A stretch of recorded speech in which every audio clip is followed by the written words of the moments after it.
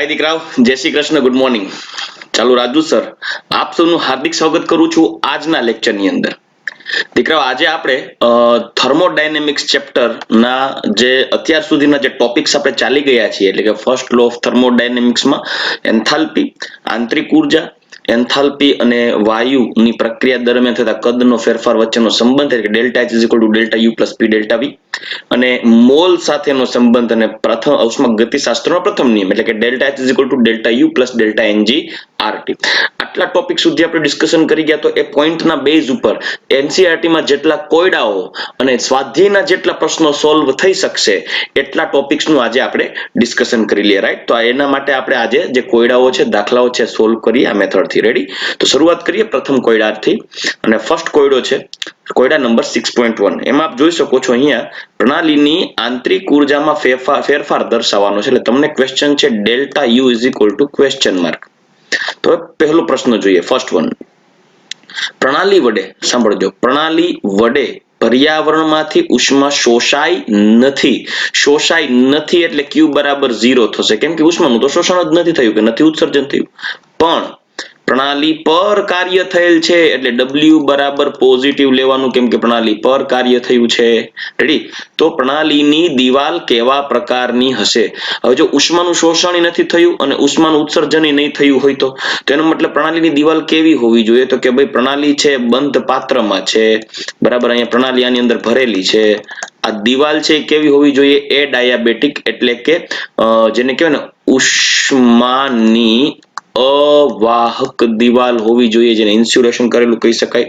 એટલે કે ઉષ્માની અવાહક ક્યારે હોઈ શકે? જો એ દિવાલ સમોષ્મી રહેતી હોય. કેવી હોય? સમોષ્મી. સમોષ્મી એટલે ઉષ્માનું અવન જવન થાય નહીં, ઉષ્મા અંદર જ રહેશે. તે પ્રણાલીને ભણ્યો છે, ઉષ્માનો કોઈ ફેરફાર થશે નહીં.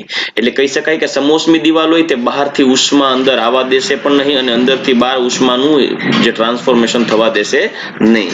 તો એના માટે ફર્સ્ટ લો ઓફ થર્મોડાયનેમિક્સ અનુસાર delta U is equal to Q plus W પ્રમાણે જોઈએ તો ક્યુ ની વેલ્યુ તો 0 થઈ ગઈ, જો આપણે અહીંયા જોઈ લીધું એના પ્રમાણે સમોષ્મી હોવાથી. અને પ્રણાલી પર કાર્ય કર્યું છે એટલે W પ્લસ થવું જોઈએ. તો હવે શું થશે દીકરાઓ? તો જોઈ શકો છો delta U is equal to 0 plus W, તો માટે delta U is equal two plus W. તો ચાલો આપણા આ બે આન્સર થયા, delta U is equal two plus W અને દિવાલ હોવી જોઈએ સમોષ્મી. રાઈટ? ચાલો હવે બીજો પોઈન્ટ જોઈએ, ક્વેશ્ચન નંબર 2. પ્રણાલી પર કાર્ય થયેલ નથી એટલે W શું થઈ જશે? 0. અને ઉષ્માનો જથ્થો Q પ્રણાલીમાંથી લઈને પર્યાવરણમાં આપવામાં આવ્યો. જોયું તમે? મતલબ આ સિસ્ટમ એવી છે કે જેની અંદર પ્રણાલી છે, પ્રણાલીમાંથી ઉષ્માનો જથ્થો બહાર ગયો. પ્રણાલીમાંથી ઉષ્માનો જથ્થો કેવો છે? બહાર ગયો. અહીંયા હીટ બહાર ગઈ છે, ઉષ્મા. અને હીટ બહાર જાય તો Q નેગેટિવ થાય. બીજી વસ્તુ, આ દિવાલ કેવી હોવી જોઈએ? તો ઉષ્મા વાહક હોવી જોઈએ, કારણ કે તમને ચોખવટ કર્યું છે, રકમમાં જ કહી દીધું છે કે પ્રણાલીમાંથી લઈને પર્યાવરણને આપવામાં આવી તો Q બહાર ગયું, હીટ બહાર ગઈ એટલે Q થઈ જશે માઇનસ W. તો અહીંયા કાર્ય થયું નથી એટલે 0 છે, બરાબર. તો દિવાલો કેવા પ્રકારની હોઈ શકે? અરે દિવાલ ઉષ્મા વાહક હોય તો જે ઉષ્માનું અંદરથી બહાર શિફ્ટિંગ થવા દેશે. તો મતલબ દિવાલો કેવી હોવી જોઈએ? ઉષ્મા વાહક. એક પ્રશ્ન થઈ ગયો. જ્યારે delta U is equal to Q plus W, delta U is equal to Q ની વેલ્યુ નેગેટિવ લેવાની, કારણ કે તે ઉષ્મા બહાર ફેંકે છે, પ્લસ ડબલ્યુ ની વેલ્યુ થઈ ગઈ 0, તો માટે delta U is equal to minus Q. ચાલો આ બીજો આન્સર થયો. ક્વેશ્ચન નંબર 3 જોઈએ. ચાલો નેક્સ્ટ વન. હવે થર્ડ ક્વેશ્ચનમાં જોવો દીકરાઓ,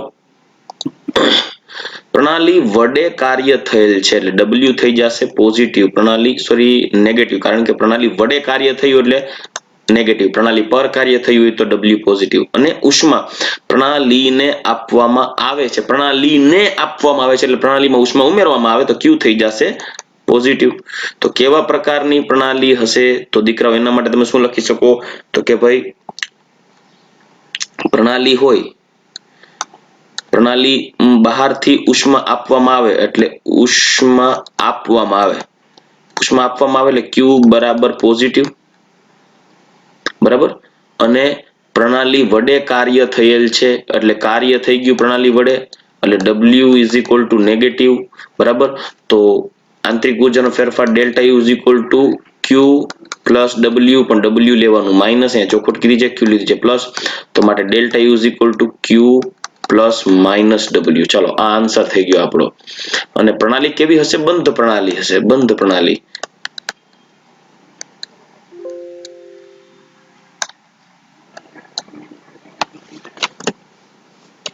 સોરી,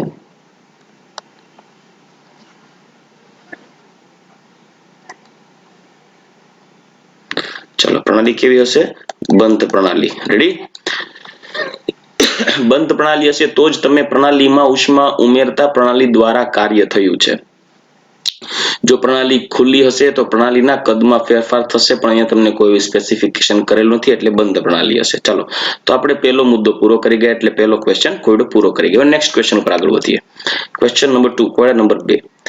2 લિટર આદર્શ વાયુ એક વાતાવરણ દબાણે શૂન્યાવકાશમાં સમતાપી રીતે જ્યાં સુધી કદ 10 લિટર થાય ત્યાં સુધી વિસ્તરે છે.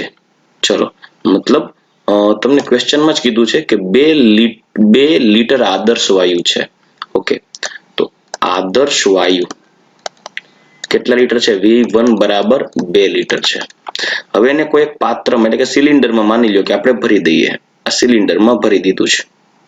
ચલો, અને એ સિલિન્ડરમાં જ્યારે વાયુ ભરેલો છે તો વાયુનું તમને કદ કેટલું કીધું છે? તો કે ભાઈ વાયુ અહીંયા વાલ્વ છે, માની લઈએ અહીંયા વાલ્વ છે, અને અંદર આપ્યું છે એક વાતાવરણ દબાણ, અને બહાર છે વેક્યુમ. બહાર શું છે? વેક્યુમ છે, શૂન્યાવકાશ. અહીં ચોખવટ કરી છે, દબાણે શૂન્યાવકાશમાં સમતાપી રીતે જ્યાં સુધી 10 લિટર કદ થાય ને ત્યાં સુધી વિસ્તરે છે. મતલબ અહીંયાથી વાયુ છે એ બહાર નીકળે છે. આ વાયુ બહાર નીકળે છે, અને બહાર નીકળી અને એનું કદ V2 કેટલું થઈ જાય છે? 10 લિટર થાય છે. તો કેટલી ઉષ્મા શોષાઈ હશે અને વિસ્તરણમાં કેટલું કાર્ય થયું હશે? ચાલો આ પ્રશ્ન છે, કેટલી ઉષ્મા શોષાઈ હશે અને વિસ્તરણમાં કેટલું કાર્ય થયું હશે? ચાલો તો આગળ વધીએ. પહેલી વસ્તુ, તમને એવું કીધું છે કે ભાઈ વાયુ છે એ શૂન્ય અવકાશમાં વિસ્તરણ પામે છે. વિસ્તરણમાં કેટલી ઉષ્મા શોષાઈ હશે અને વિસ્તરણમાં કેટલું કાર્ય થયું હશે? એટલે તમારે શું જાણવાનું છે? કાર્ય W પણ જાણવાનું છે, અને કેટલી ઉષ્માનું શોષણ થયું એના વિશે પણ આપણે ડિસ્કસ કરશું. ચાલો નેક્સ્ટ. સૌથી પહેલા તો આપણે કાર્ય વિશે જો વાત કરવા જઈએ તો કાર્ય બરાબર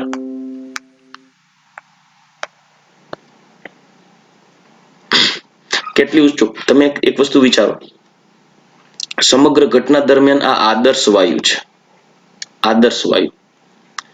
હવે હંમેશા એક વાતને યાદ રાખજો, કોઈ પણ આદર્શ વાયુ, વાસ્તવમાં આદર્શ વાયુ અસ્તિત્વ ધરાવતો નથી, પણ કોઈ પણ આદર્શ વાયુ માટે હંમેશા તેની આંતરિક ઉર્જા U અને એન્થાલ્પી H અચળ રહે. પ્રક્રિયા દરમિયાન કેવી રહે? અચળ રહે છે. એટલે કે પ્રક્રિયા દરમિયાન ડેલ્ટા H અને ડેલ્ટા U હંમેશા 0 એટલે કે શૂન્ય જ રહેશે. એટલે કે યાદ રાખજો, જો આદર્શ વાયુ આવે, પ્રશ્નમાં જ તમને પકડાઈ જવું જોઈએ, આદર્શ વાયુ આપેલો હોય તેના માટે ડેલ્ટા U અને ડેલ્ટા H હંમેશા 0 જ થાય. આ વસ્તુ ક્યારેય ભૂલતા નહીં. હવે મુદ્દો એવો છે કે પ્રક્રિયા દરમિયાન, સાંભળજો, પ્રક્રિયા દરમિયાન પ્રણાલીનું કદ કેટલા લિટર થાય? 2 લિટર થી લઈ અને 10 લિટર થઈ જાય ત્યાં સુધી વિસ્તરે છે. તો કેટલી ઉષ્મા શોષાઈ હશે? તો QW. અને પ્રણાલીનું કદ વિસ્તરે છે. અહીંયા લખીએ આપણે, જુઓ, ઉષ્મા ગતિશાસ્ત્રના પ્રથમ નિયમ મુજબ, ઉષ્મા ગતિશાસ્ત્રના પ્રથમ નિયમ મુજબ દીકરાઓ કયું સૂત્ર આપણે લાગુ પાડીએ? તો delta U is equal two Q plus W. પરંતુ મુખ્ય મુદ્દો છે આદર્શ વાયુ હોવાથી, ચલો આદર્શ વાયુ હોવાથી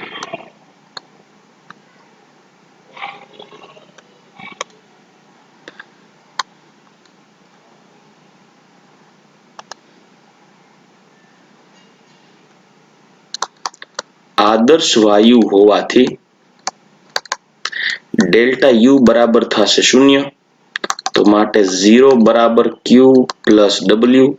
તો પ્રણાલીમાં કેટલી ઉષ્મા શોષાય છે આમાં જોઈ શકો છો કદ વિસ્તરે છે. વાયુનું કદ શું થાય છે? વિસ્તરે છે. તો વાયુનું કદ વિસ્તરે મેં પહેલા કીધું હતું કે જો વાયુનું કદ વિસ્તરે તો પ્રણાલી દ્વારા કાર્ય થાય, વાયુનું કદ સંકોચાય તો પ્રણાલી પર કાર્ય થાય. આપણે લેક્ચરમાં જોઈ ગયા છીએ. તો અહીં વાયુનું કદ વિસ્તરે છે કેમ ખબર પડી? તો કે જો એનું કદ છે એ 2 લીટરથી લઈ અને કેટલું થાય છે? નું કદ 2 લીટરથી લઈ અને 10 લીટર થાય છે. એટલે કદ વિસ્તરણ પામે એટલે વાયુનું કદ વિસ્તરે છે. આથી પ્રણાલી દ્વારા કાર્ય થાય છે. અને એ ક્યાંથી સાબિત થાય પ્રણાલી દ્વારા કાર્ય થાય? તો કે જો તમે આ W ને અહીંયા 0 બાજુ શિફ્ટ કરશો તો Q બરાબર -W થઈ જશે. જો પ્રણાલી દ્વારા કાર્ય થાય, જેટલી ઉષ્માનું શોષણ થયું એટલું કાર્યમાં રૂપાંતર થઈ ગયું -W. તો તમારે સૌથી પહેલા W શોધવું પડશે. તો માટે W ની વેલ્યુ માઇનસ હોવી જોઈએ. તો W is equal two P delta V. આ માઇનસ વેલ્યુ હશે બરાબર. Okay -W. હવે P કયું લેવું પડે યાદ રાખજો. આપણે જ્યારે ભણાવ્યું ત્યારે કીધું હતું P એક્સટર્નલ અને ડેલ્ટા V એટલે V2 V1. તો P એક્સટર્નલ કેટલું છે? તો દીકરાઓ P એક્સટર્નલ અહીંયા શૂન્ય અવકાશ હોય તો P એક્સટર્નલ થઈ જાય 0 કેમ કે શૂન્ય અવકાશમાં દબાણ તો ન હોય. તો P એક્સટર્નલ 0, V2 છે 10 V1 છે 2. તો 0 into 8 બરાબર 0. તો -W બરાબર 0. તો W બરાબર પણ -0 એટલે 0 જ કહેવાય. તો માટે Q ની વેલ્યુ પણ 0 થશે, W ની વેલ્યુ પણ 0 થશે. એટલે શોષાતી ઉષ્મા કે થતું કાર્ય 0 થશે. ચાલો તો આ મુદ્દો થઈ ગયો. એટલે શૂન્ય અવકાશમાં જ્યારે વિસ્તરણ પામે ત્યારે એ કાર્ય અને ઉષ્માનું મૂલ્ય કેવું થઈ જશે? 0. ચલો રેડી. હવે કોયડા નંબર 6.3 તરફ આગળ વધીએ.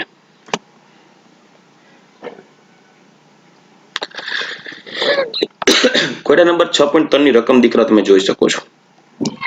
તમને કીધું ઉપરનું વિસ્તરણ ધ્યાનમાં લઈને, એટલે આપણે ઉપરનું વિસ્તરણ લઈએ. એટલે કે 2 લીટર જે આદર્શ વાયુ છે, 2 લીટર જે આદર્શ વાયુ છે એ એક વાતાવરણ દબાણે શૂન્ય અવકાશમાં સમતાપી રીતે વિસ્તરણ પામે. પણ ધ્યાનમાં અહીં શું કીધું છે? ઉપરના વિસ્તરણ ધ્યાનમાં લ્યો. જો અચળ બાહ્ય દબાણ 1 એટમોસ્ફિયરિક હોય પ્રેશર, મતલબ એનો મતલબ એમ કે જ્યારે આ સિલિન્ડરમાંથી ગેસ લીક થવાનો છે અને અંદર ગેસ લીક થાય છે ત્યારે કેટલું કદ હતું? 2 લીટર હતું. પણ જ્યારે ગેસ બહાર નીકળે છે ત્યારે એનું V2 કેટલું થઈ ગયું? 10 લીટર થઈ ગયું બરાબર. અંદર કેટલું કદ V1 હતું? 2 લીટર. પણ બાહ્ય દબાણ એટલે કે P એક્સટર્નલ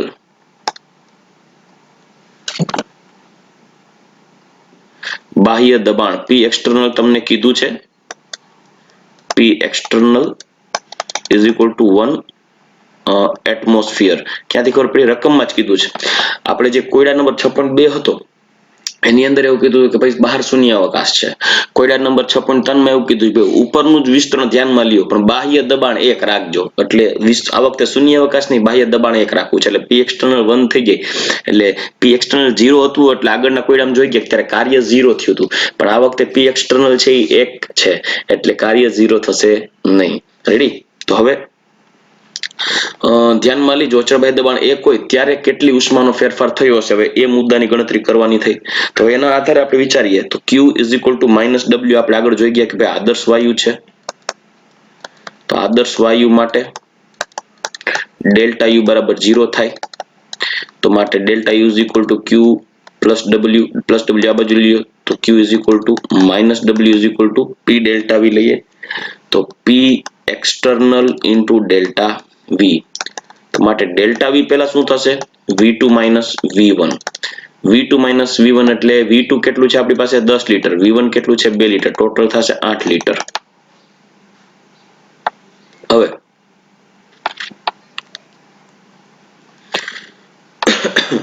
P એક્સટર્નલ કેટલું છે? એક વાતાવરણ. કદ કેટલું છે? ડેલ્ટા V કદનો ફેરફાર 8. તો માટે Q is equal to -W is equal to P external છે 1 atmospheric into delta V છે 8 લીટર. તો ટોટલ થશે 8 લીટર એટમોસ્ફિયર અથવા તો 8 લીટર બાર પણ કહી શકાય આપણે. તો આ થઈ ગયું ક્યુ ને એની વેલ્યુ ક્યુ બરાબર -w બરાબર, તો ક્યુ ની વેલ્યુ કેટલી થશે તો પ્રક્રિયા દરમિયાન 8 લીટર બાર ઉષ્મા શોષાય અને w બરાબર -w બરાબર 8 માટે w બરાબર -8 લીટર બાર થાય, એટલે કે પ્રણાલી દ્વારા 8 લીટર બાર જેટલું કાર્ય થશે. ચાલો હવે લીટર બાર ને બદલે તમને જો જૂલમાં પૂછે તો શું કરવાનું, તો દીકરા એક વસ્તુ યાદ રાખજો, 1 લીટર બાર બરાબર 101.32 જૂલ.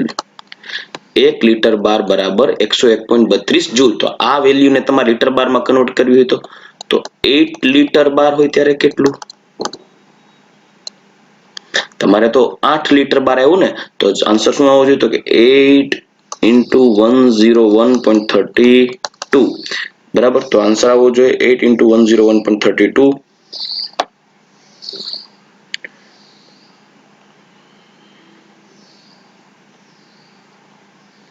8 into 1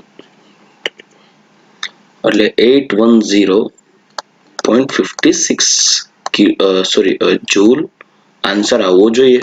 આટલું વર્ક થશે. તો આ પ્રક્રિયા દરમિયાન જો તમારે ક્યુ ની વેલ્યુ જૂલમાં જોતી હોય તો આવશે 810.56 જૂલ અને w ની વેલ્યુ આવશે -810.56 જૂલ. ચલો રેડી. તો આ થઈ ગયું કોયડા નંબર 3. હવે આપણે 6.4 કોયડા તરફ આગળ વધીએ. આઈ હોપ કે તમે આ પ્રશ્ન સમજી ગયા છો. ચલો નેક્સ્ટ ક્વેશ્ચન કોયડા નંબર 6.4.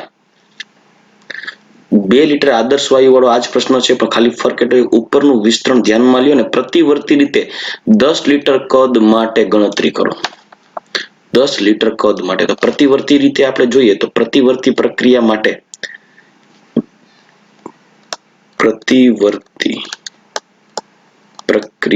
માટે વર્ક W બરાબર -2.303 યાદ કરો nRT log V2 by V1 આપણે સૂત્ર સાબિત કરી ગયા. પણ આપણે હમણાં જ આગળ જોઈ ગયા કે આદર્શ વાયુ હોવાથી આદર્શ વાયુ માટે ડેલ્ટા U બરાબર 0 થાય, તો માટે Q is equal to -W થાય અને -W ની વેલ્યુ તો માઇનસમાં ઓલરેડી અહીં આપી છે, તો minus into bracket -2.303 nRT log V2 by V1. તો ઉષ્માનો ફેરફાર જાણવો હોય તો માઇનસ માઇનસ પ્લસ થઈ ગયો, તો માટે Q બરાબર -W બરાબર 2.303 nRT log V2 by V1. પ્રતિવર્તી પ્રક્રિયા માટે ઉષ્માનો ફેરફાર જાણીએ. જેટલી ઉષ્માનું આટલી ઉષ્માનું પ્રતિવર્તીપણે શોષણ થાય ત્યારે એટલી ઉષ્મા કાર્યમાં રૂપાંતર થઈ જશે પ્રણાલી દ્વારા કાર્ય થઈ જશે એટલે W થઈ જશે માઇનસ. હવે આપણે nRT ની વેલ્યુ જોવાની છે. nRT તો મોલ થી એવું કઈ તો આપ્યું નથી, તો કેમ ખબર પડશે? ઓકે, તો એક કામ કરીએ, PV is equal to nRT. તમને પ્રશ્નમાં જ કીધું છે કે કદનું 10 લીટર કદ વિસ્તરણ માટે જરૂરી કાર્ય. 10 લીટર કદ વિસ્તરણ માટે બાહ્ય દબાણ રાખ્યું છે એક અચળ અને 10 લીટર કદનું વિસ્તરણ યાદ કરો તો PV is equal to nRT. હવે તમને પ્રકરણમાં કીધું છે 10 લીટર કદ વિસ્તરણ 10 લીટર, તો બાહ્ય દબાણ એક રાખ્યું છે 10 લીટર કદ માટે, તો PV બરાબર nR into T. તો nRT ની વેલ્યુ કેટલી લઈ લેશું? 10. તો આમાં કિંમત મૂકીએ, માટે Q બરાબર -W બરાબર 2.303 nRT log V2 by V1. દીકરો તમને મોલ ની વાત કરી ને તો મોલ લઈ શકાય, R ની વેલ્યુ તો ફિક્સ હોય, પણ તમને R ની વેલ્યુ આપી નથી, એટલે ટેમ્પરેચર પણ એકચ્યુઅલી ફિક્સ હોય, પણ ટેમ્પરેચર પણ આપ્યું નથી. એના મતલબ આપણે nRT ને બદલે PV ની વેલ્યુ શોધી લીધી, કેમ કે બે એક જ થશે, તો આના બદલે મૂકી દઈએ 10. તો 2.303 into 10 log V2 10 ના છેદમાં V1 હતું શરૂઆતનું 2, તો અહીંયા થઈ જશે 5. તો 2.303 ગુણ્યા 10 log 5 5 નો log થશે 0.6990. દીકરાઓ તમને log જોતા આવડતું હોવું જોઈએ. 5 નો log થાય 0.6990 પણ જો તમને log જોતા ના આવડતું હોય તો આપણે એક કામ કરશું નેક્સ્ટ લેક્ચરમાં એક log માટેનો લેક્ચર એપ્લાય કરી દેશું જયદીપ સર કે કોઈ તમને log શીખડાવતા એન્ટી log જોતા log જોતા ટોટલી ગુણાકાર ભાગાકારના નિયમો તમને સમજાવી દેશે બરાબર તો આપણે એક કામ કરશું આજના લેક્ચરમાં log વાળો દાખલો એક જ આવ્યો છે પણ આગળ જતા log વાળા દાખલા વધારે આવશે log એન્ટી log જોતા આવડતા હોવા જોઈએ જ્યારે સંતુલન અચળાંકના દાખલા ગણવામાં આવશે ત્યારે log નું ઇમ્પોર્ટન્સ રહેશે તો ત્યારે આપણે log ની જરૂર પડે એની પહેલા આપણે નેક્સ્ટ લેક્ચરમાં એક log અને એન્ટી log કઈ રીતે શોધવા એના વિથ એક્ઝામ્પલ્સ તમને પ્રેક્ટિસ પણ કરવામાં આવશે અને ત્યાર પછી આપણે એને કન્ટિન્યુ કરશું નેક્સ્ટ લેક્ચરમાં તમને log એન્ટી log જોતા શીખવાડી દેવામાં આવશે જો ન આવડતા હોય તો અને આવડતા હોય તો વેલ એન્ડ ગુડ હું એ ડાયરેક્ટ વેલ્યુ લખું છું log 5 ની વેલ્યુ થશે 0.6990 એનું મલ્ટિપ્લિકેશન કરવાનું છે તો એનો આન્સર આવવો જોઈએ P અને V ની વેલ્યુ લીધી છે PV એટલે આન્સર આવવું જોઈએ લીટર બારમાં કેમ કે આ આવશે બાર અને આ આવશે લીટરમાં તો જવાબ આવશે તો સાદુરૂપ આપશો એટલે 16 પોઈન્ટ સમથિંગ આવશે એટલે 16.1 લીટર એટમોસ્ફિયર બરાબર આ આવશે Q બરાબર -W જો તમને W ની વેલ્યુ માંગે ખાલી W ની વેલ્યુ તો આ માઇનસ ને અહીંયા આપી દેવાનું આ સાઈડ એટલે W કેટલું થઈ જાય તો W બરાબર થઈ જશે અહીંયા લખી દો તો W બરાબર થઈ જશે -16.1 લીટર એટમોસ્ફિયર તમને એમ થાય જૂલમાં આન્સર માંગ્યો છે તો કે 180 m લીટર 1 લીટર એટમોસ્ફિયર બરાબર 101.36 તો સોરી 101.32 જૂલ તો -16.1 લીટર એટમોસ્ફિયર બરાબર કેટલું તો 101.32 into -16.1 તો એ જ આવશે આન્સર એપ્રોક્સ 1700 ની આસપાસ આવશે 1631 માઇનસ ની વેલ્યુ રાખી છે બરાબર તો -1.2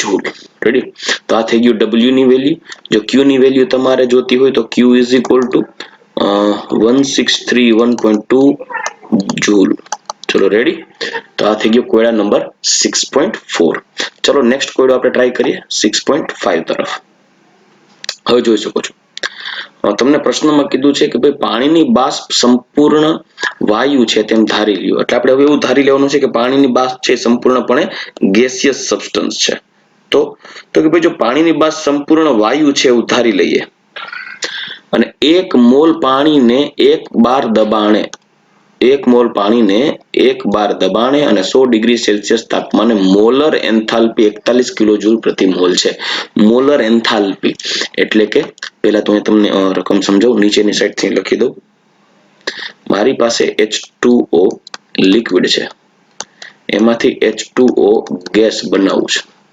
આ પ્રક્રિયા માટે ડેલ્ટા H બાષ્પાયન જેને આપણે કહેવાય બાષ્પાયન એન્થાલ્પી એ આપ્યું છે 41 કિલોજૂલ પ્રતિ મોલ આટલું આપ્યું છે એટલે કે 1 મોલ H2O લિક્વિડ ને 1 મોલ H2O ગેસ એટલે 1 મોલ જેટલું પાણી છે એને ગરમ કરી અને સંપૂર્ણ વરાળમાં રૂપાંતર કરવું હોય એના માટે જે ટોટલ એનર્જી આપવી પડે એ એનર્જી થઈ જશે 41 કિલોજૂલ પ્રતિ મોલ એટલી એનર્જી જોશે 1 મોલ પાણીને બાષ્પમાં રૂપાંતર કરવા માટે 41 કિલોજૂલ પ્રતિ મોલ જેટલી એનર્જીની જરૂર પડે જેમાં પાણીનું કદ જ્યારે લિક્વિડ ફોર્મમાં હોય ત્યારે ઓછું હોય પણ જ્યારે બાષ્પમાં રૂપાંતર પામે ત્યારે પાણીનું કદ શું થાય વધી જાય અને પાણીનું કદ વધી જાય તો શું થઈ જાય તો કે ભાઈ કદ પ્રસરણ થતું હોવાથી કદમાં ફેરફાર થતો હોવાથી પ્રણાલીમાં પ્રક્રિયા દરમિયાન કઈ વર્ક થશે કાર્ય થશે એટલે એ જે કુલ ઉર્જાનો ફેરફાર થાય એને એન્થાલ્પી ફેરફાર કહેવાય કેમ કે કદમાં ફેરફાર થતો હોવાથી કાર્ય ઉર્જા મળતી હોય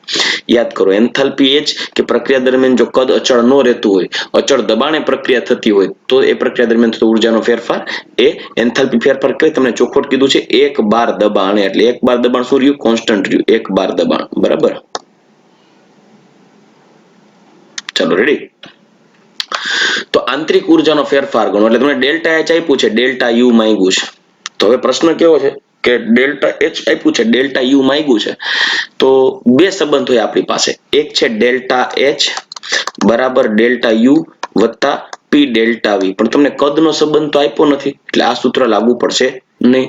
તો બીજું સૂત્ર પણ છે, delta H is equal to delta U plus delta NG R T.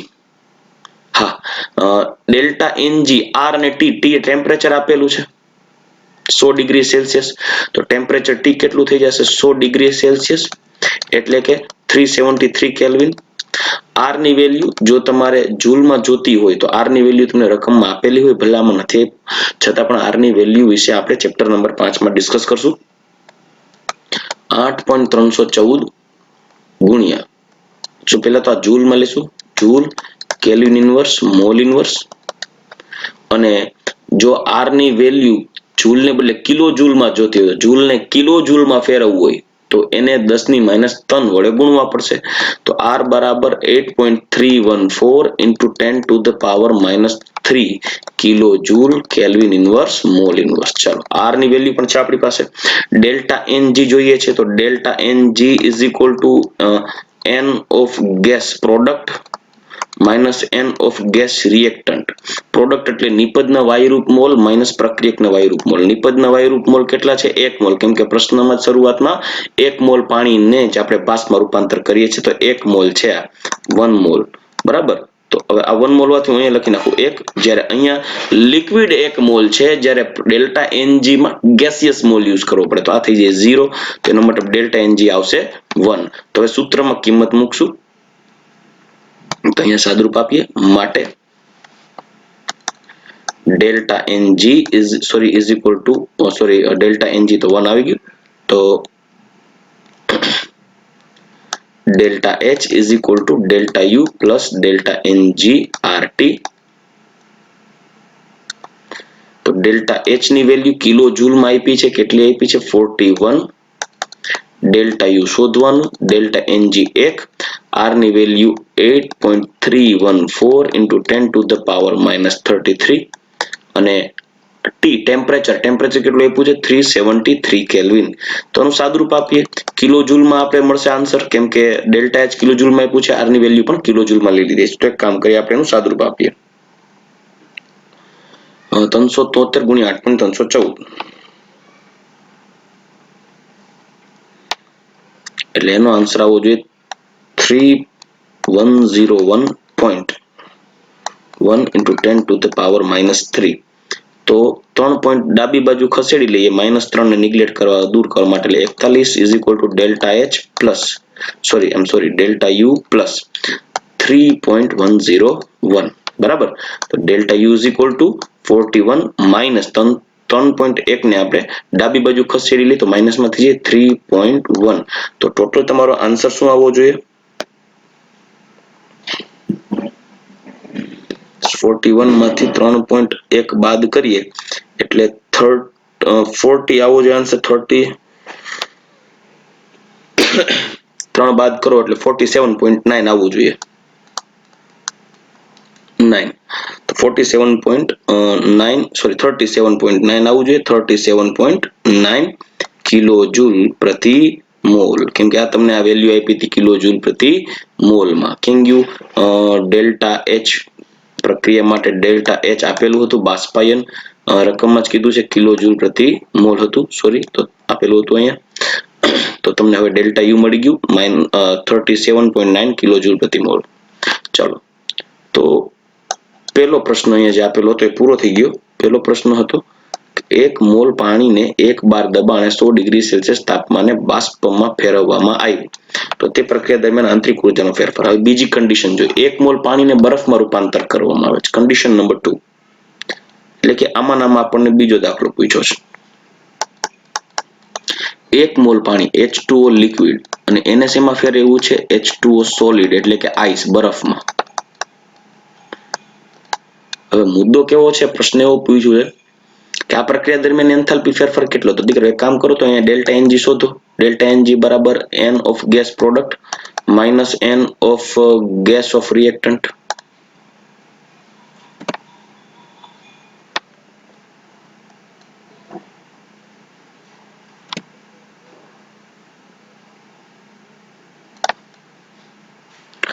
કેમ આવું થાય છે? આને નથી ગણવા દેવું શું?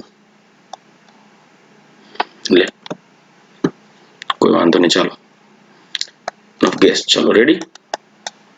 હવે તો અહીંયા તમે જુઓ, પહેલી વસ્તુ તો કોઈ ગેસ નથી, બે સોલિડ અને લિક્વિડ ફોર્મ જ છે, એટલે અહીંયા તો 0 જ આવશે. Delta NG is equal to 0. તો એ ફોર્મ્યુલામાં એપ્લાય કરો value, delta H is equal to delta U plus delta NG RT.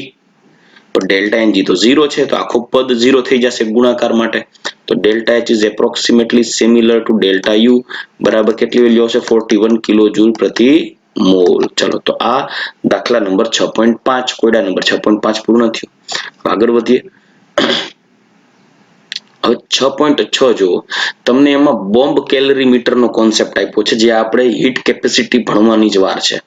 તો એના માટે હવે આપણે નેક્સ્ટ જ્યારે થિયરી જોશું હીટ કેપેસિટી ત્યારે કોન્સેપ્ટ પૂર્ણ કરશું. આજે આપણે 6.5 સુધીના કોયડા પૂર્ણ કરી. હવે કામ કરીએ, આપણે સ્વાધ્યાય ના કોયડા તરફ આગળ વધીએ. સ્વાધ્યાય બરાબર. સાચો ઉત્તર પસંદ કરો. ચલો પ્રશ્ન લખી પણ દઉં છું.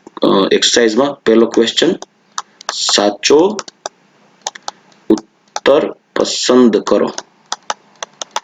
પ્રશ્ન એવો છે કે ઉષ્માગતીય અવસ્થા વિધેય, ઉષ્માગતિકીય અવસ્થા વિધેય કોણ છે? નીચેના પૈકી કયું છે? કેવી રાશિ છે? તેમાં એક એ ઓપ્શન આપેલો છે, ઉષ્મા ફેરફાર નક્કી કરવા માટે વપરાય, ઉષ્મા ફેરફાર નક્કી કરવા વપરાય. બી ઓપ્શન આપ્યું છે, જેનું મૂલ્ય પથથી સ્વતંત્ર છે.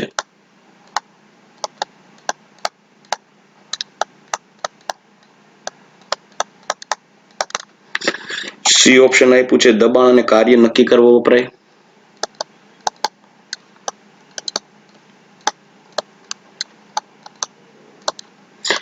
ડી ઓપ્શન આપેલું છે, તાપમાન પર આધારિત છે. એ પણ માત્ર તાપમાન પર આધારિત એવું લખેલું છે.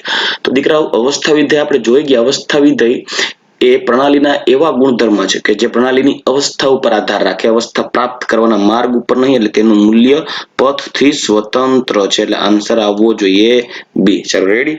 હવે કોયડા નંબર 6.2 તરફ આગળ વધીએ. 6.2 કોયડો કહેવાય ગયો. સ્વાધ્યાયનો 6.1 જોઈ ગયા, સ્વાધ્યાયનો 6.2 જોઈએ. બહુ સિમ્પલ ક્વેશ્ચન છે.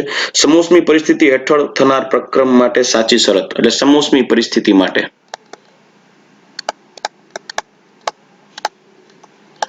તો સમોષ્મી પરિસ્થિતિ માટે ઓપ્શન એ જોઈએ. સિમ્પલ છે, તમને જોઈને આવડી જશે. Delta T is equal to 0, B delta P is equal to 0, C Q is equal to 0 અને ફોર્થ વન કે D W is equal to 0. દીકરાઓ, સમોષ્મી પ્રક્રિયા હોય ત્યારે ઉષ્મામાં પ્રણાલી કે પરિણામ વચ્ચે કોઈ જે આપ લે થવી જોઈએ નહીં, ક્યુ ની વેલ્યુ 0 રહેવી જોઈએ. આન્સર આવશે સી. બહુ સિમ્પલ પ્રશ્ન છે. ચાલો હવે ક્વેશ્ચન નંબર 6.3 તરફ આગળ વધીએ. 6.3 સ્વાધ્યાયનો 6.3. બધા જ તત્વોની એન્થાલ્પી તેની પ્રમાણિત અવસ્થામાં કેવી હોય? દીકરાઓ, એન્થાલ્પી તત્વોની પ્રમાણિત એન્થાલ્પી હંમેશા 0 હોય, પણ તમારે એ હજી જાણવું જ બાકી છે કે પ્રમાણિત એન્થાલ્પી કેને કહેવાય. એટલે જે આપણે 6.3 જે સ્વાધ્યાયનો પ્રશ્ન છે એને આપણે પેન્ડિંગ રાખીને સીધા આપણે જમ્પ લાવીએ 6.4 ઉપર. 6.4 એક જોઈ લઈએ. બરાબર. પ્રશ્ન છે, મિથેનનું દહન, મિથેનના દહન માટે જો ડેલ્ટા યુ ની વેલ્યુ -x આપેલી હોય, -x કિલો જૂલ પર મોલ, તો ડેલ્ટા એચ શું હશે? આવો પ્રશ્ન છે. મિથેનના દહન માટે ઓપ્શન્સ પણ લખી નાખીએ આપણે. Is equal to delta U 0, બીજું greater than delta U 0. Standard પ્રમાણિત એન્થાલ્પીઓ આપી છે. પ્રમાણિત એન્થાલ્પી શું છે જે આપણે ભણવાનું બાકી છે, પણ તમને એમનેમ ખ્યાલ આવી જશે. હું પ્રશ્ન સમજાવીશ એટલે મેં આ ક્વેશ્ચન કરાવ્યો છે તમને જ્યારે હું થિયરી સમજાવતો હતો ત્યારે. થર્ડ વન જોઈએ, લેસ ધેન ડેલ્ટા યુ 0 અને ફોર્થ વન જોશું ઇઝ ઇક્વલ ટુ 0. જોઈએ, મિથેનનું દહન કરીએ પહેલા. CH4 plus O2 it gives CO2 plus H2O. સમીકરણ સંતુલિત કરીએ તો અહીંયા પ્રક્રિયામાં 4 હાઇડ્રોજન છે, તો નિપજમાં 4 હાઇડ્રોજન કરવા પડશે, તો ઓક્સિજન 4 થઈ જશે, તો 2O2 થઈ જશે. રેડી. હવે આ છે gas, gas, gas, gas. Sorry, પ્રમાણિત અવસ્થા કીધી છે. પ્રમાણિત અવસ્થા હોય ને દીકરાઓ, ત્યારે લિક્વિડ ફોર્મમાં હોય. H2 નું પ્રમાણિત સ્વરૂપ લિક્વિડ. બરાબર. તો હવે ડેલ્ટા એનજી પેલા શોધીએ. ડેલ્ટા એનજી બરાબર N product minus N reactant. હવે એન પ્રોડક્ટ કઈ છે? 1 મોલ CO2 છે. આ 1 મોલ જ હોય. આ તો લિક્વિડ છે એટલે આ નહીં ગણવાનું, ગેસ નથી, લિક્વિડ છે. તો એ 1 માઇનસ NR, આ બે રિએક્ટન્ટ છે. મિથેન નેચરલી ગેસિયસ ફોર્મમાં હોય કુદરતી રીતે, ઓક્સિજન પણ ગેસિયસ ફોર્મમાં હોય કુદરતી રીતે એટમોસ્ફિરિક ટેમ્પરેચરે. CO2 પણ ઓરડાના તાપમાને ગેસિયસ ફોર્મમાં હોય, જ્યારે પાણી છે H2O છે ઓરડાના તાપમાને લિક્વિડ ફોર્મમાં, એટલે મેં પ્રમાણિત સ્વરૂપ લિક્વિડ કહેવાય, કેમ કે કોઈ પણ પદાર્થ અથવા તો પ્રણાલીનું ઓરડાના તાપમાને જે સ્વરૂપ હોય ને એને એનું પ્રમાણિત સ્વરૂપ કહેવાય. અને જ્યારે કોઈ પણ અવસ્થા વિધેય ઉપર જે તમને 0 દર્શાવેલું હોય એટલે કે એને ડેલ્ટા H નોટ કહેવાય. બરાબર. એની સ્ટાન્ડર્ડ પરિસ્થિતિનો નિર્દેશ કરતું હોય. અને સ્ટાન્ડર્ડ એટલે કે પ્રમાણિત પરિસ્થિતિ એટલે કે ઓરડાના તાપમાને તેના સ્વરૂપનો નિર્દેશ કરતું હોય. તો ઓરડાના તાપમાને H2O છે લિક્વિડ લેવું પડશે, કારણ કે તમને પ્રમાણિત પરિસ્થિતિઓની વાત કરી છે. તો આ 0 થઈ જશે. એની વાયુરૂપ અવસ્થા છે નહીં, વાયુરૂપ અવસ્થા હોય એના જ મોલ કેલ્ક્યુલેટ કરવાના હોય. તો અહીંયા વાયુરૂપ અવસ્થા નથી, H2O ની પ્રમાણિત અવસ્થા લિક્વિડ છે એટલે એ મોલ નહીં ગણે. તો આનો એક જ મોલ છે નિપજ બાજુ ગેસિયસ. જ્યારે પ્રક્રિયક બાજુ ગેસિયસ મોલ કેટલા છે? 3, કેમ કે 2 ઓક્સિજનના અને 1 મિથેનનો. તો ટોટલ થઈ જશે -2. તો વેલ્યુ મૂકીએ તો delta H is equal to delta U plus delta NGRT. તો માટે delta H is equal to delta U plus -2RT. માટે delta H is equal to delta U -2RT. એનો મતલબ ડેલ્ટા U માંથી 2RT બાદ કરશો તો ડેલ્ટા H મળે. ડેલ્ટા H માંથી ડેલ્ટા U માંથી ડેલ્ટા H બાદ કરશો તો જ ડેલ્ટા H મળશે. તો આ બેમાં મોટું કોણ? તો આમાંથી 2RT બાદ કરો તો ડેલ્ટા H મળે. તો ડેલ્ટા U મોટો હોય ને, તો delta U is greater than delta H. તો delta H is less than delta U. તમારે less than delta U select કરવું પડે. તો ઓપ્શન આવશે થર્ડ વન, સી. ચાલો રેડી. તો દીકરાઓ આપણે કોયડા નંબર 6.4 સુધીનો પોઈન્ટ ડિસ્કસ કરી ગયા. હવે ટેક્સ્ટબુકમાં કોયડા નંબર 6.5 પૂર્ણ કરી ગયા. સ્વાધ્યાયનો જે પ્રશ્ન છે એમાં 6.1, 6.2 અને 6.4 જોઈ ગયા. ત્યાર પછી જેમ જેમ થિયરી આગળ વધતી જશે તેમ તેમ હું તમને એના કોયડાઓ અને સ્વાધ્યાયના દાખલાઓ પણ કરાવતો જઈશ. દીકરાઓ ખાસ યાદ રાખજો, કોઈ પણ કોમ્પિટિટિવ એક્ઝામ્સ માટે તમારે સ્વાધ્યાયના અને ટેક્સ્ટબુકના કોયડાઓ તો કમ્પલસરી આવડતા હોવા જોઈએ. ચાલો રેડી. તો ચાલો દીકરાઓ આજે આપણે અહીંયા પૂર્ણ કરશું. ગુડ બાય, ટેક કેર, જય શ્રી કૃષ્ણ.